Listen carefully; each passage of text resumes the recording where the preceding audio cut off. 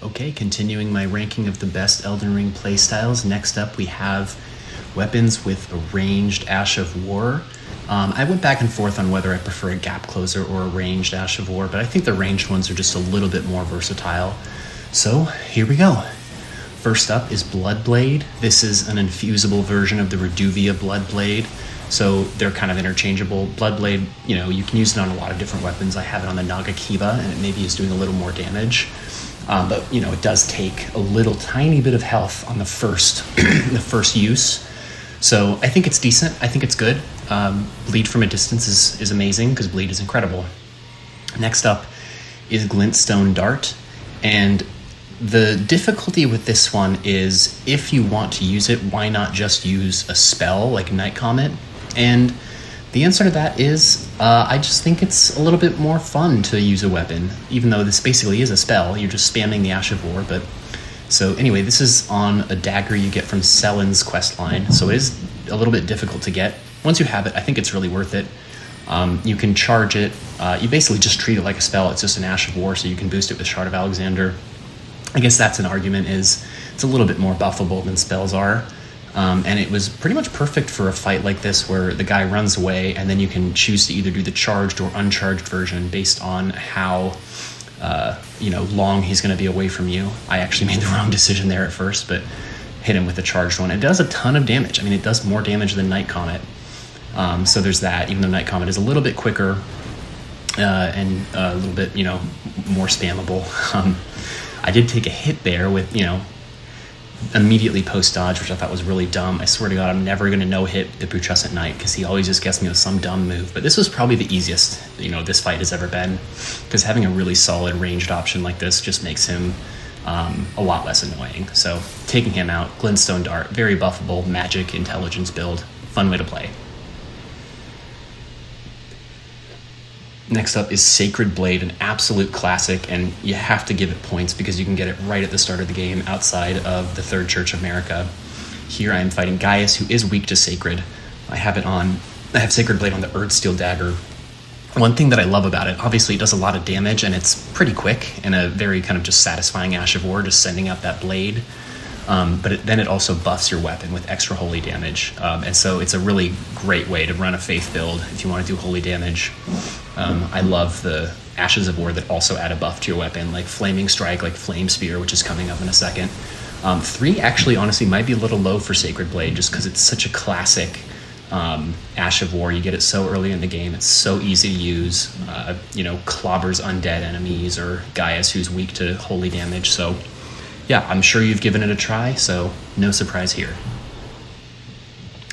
Next up is Flame Spear, and this is, basically interchangeable with Sacred Blade, just depending on what your playstyle is.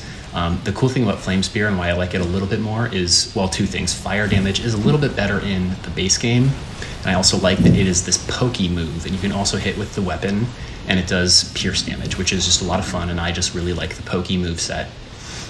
So here I am obviously fighting Malekith and taking the openings to do mostly charged flame spears, so it's boosted by the Godfrey icon, buffs up the weapon if you want to follow up with charged R2s or however you want to play, and it does a lot of stance damage. I got a stance break on Malekith, which isn't the hardest thing to do, but really fun way to play the game, and then I can take him out.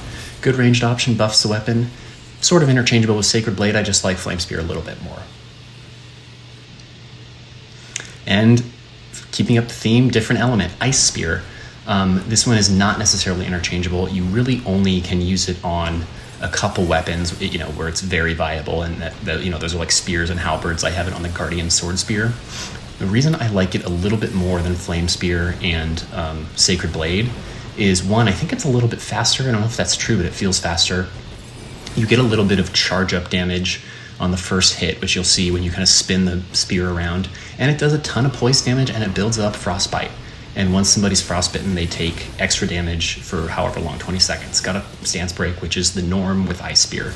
Really great, reliable skill, pretty quick. Scales with dexterity and intelligence. I'm obviously using an intelligence build here, so very fun. Obviously, I'm sure you've used it. If you haven't, you should try it. The top, and not even for damage purposes, but just for versatility, is Stormblade. The DLC made Stormblade buffable with this goofy hat I'm wearing and with the Enraged Divine Beast Talisman, so I think it's been improved a little bit, but it's just so simple. You slap it on any sword and you send out a little spiral. It's very spammable, very quick. You do extra damage if you hit with the weapon too.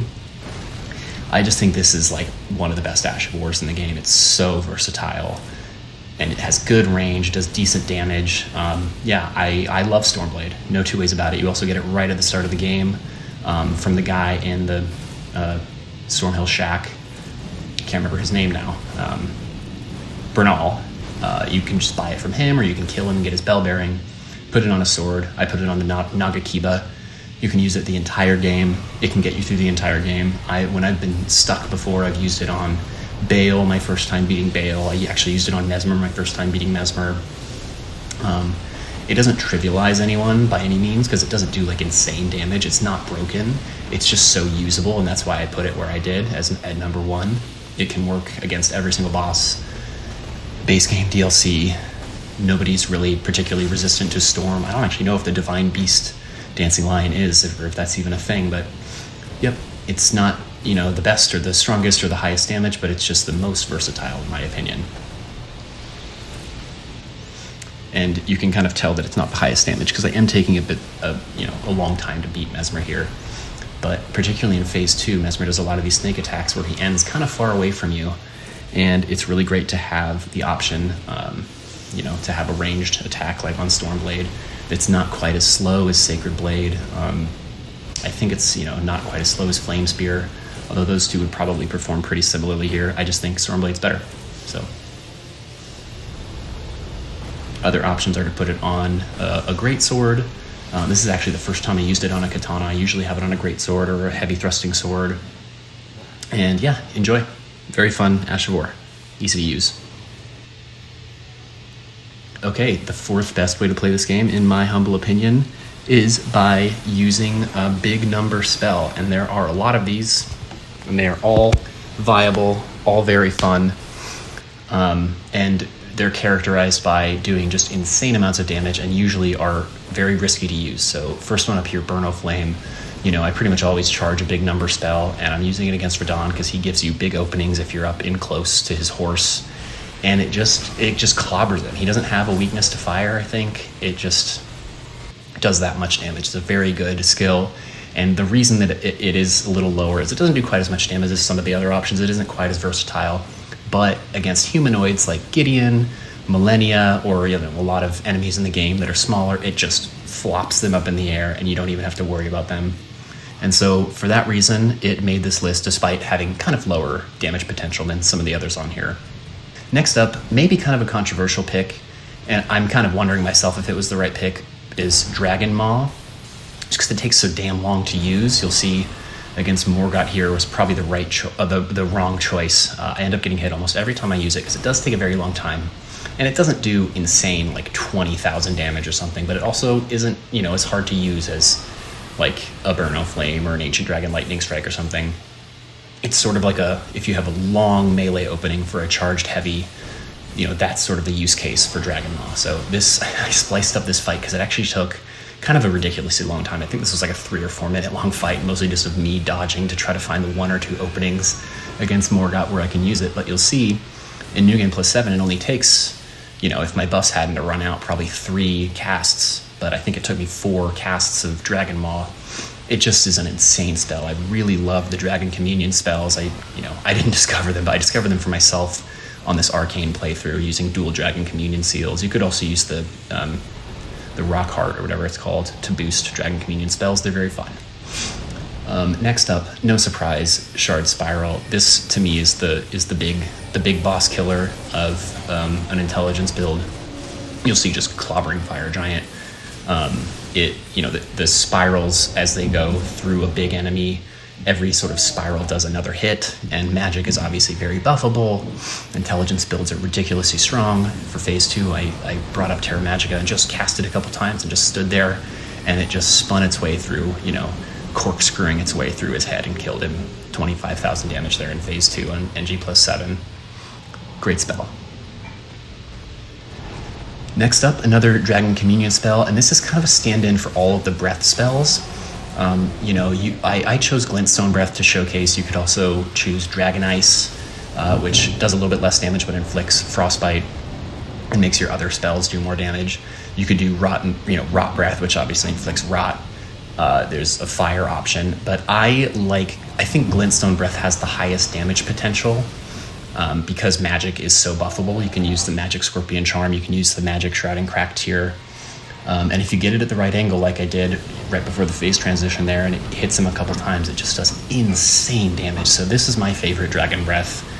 And in the right circumstances, this is a shredder. Though, the circumstances, as with all these big number spells, is pretty limited. But big shout out for all the Dragon Communion spells. My journey to NG+7 on Griffith is the first time I really started using them, and I'm so glad I did. They're super fun. I would consider doing a full playthrough as a dragon type. It's really cool.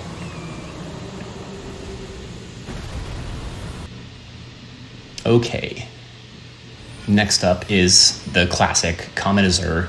The reason it's number 3, even though it probably has the highest damage potential, is just because its use cases are so limited. You can really only use it on a couple bosses in the game. And those are the ones that kind of just stand there or don't attack you right away or don't jump out of the way. But you'll see, the damage potential is just fucking nuts. 30k against Niall.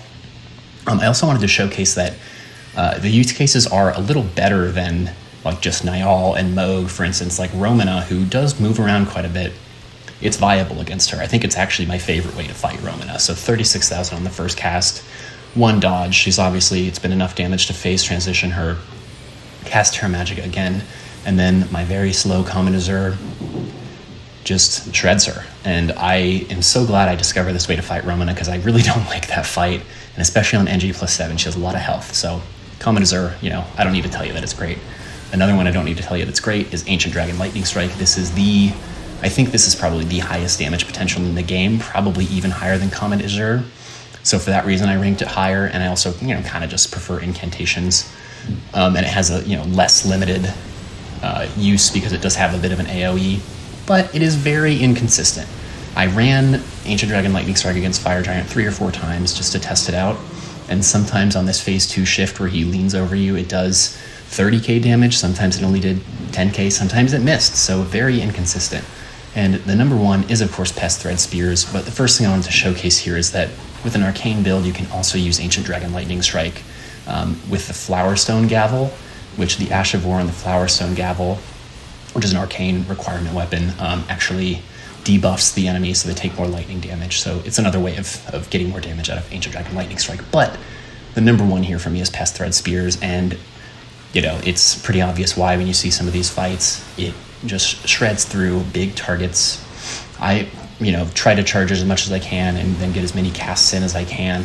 And while the numbers don't seem as high, it's just so versatile. You could not, I haven't tried it, but I don't think Ancient Dragon Lightning Strike would be as useful against Elden Beast. Pest Thread Seers has really good tracking. It goes through and hits enemies multiple times, doing physical damage. It's just whenever I was stuck on a big enemy and nothing else was working, Pest Thread Spears pretty much always gets you through it. So to my mind, it is the most useful big number spell. It's quick, comes up quick, does a ton of damage.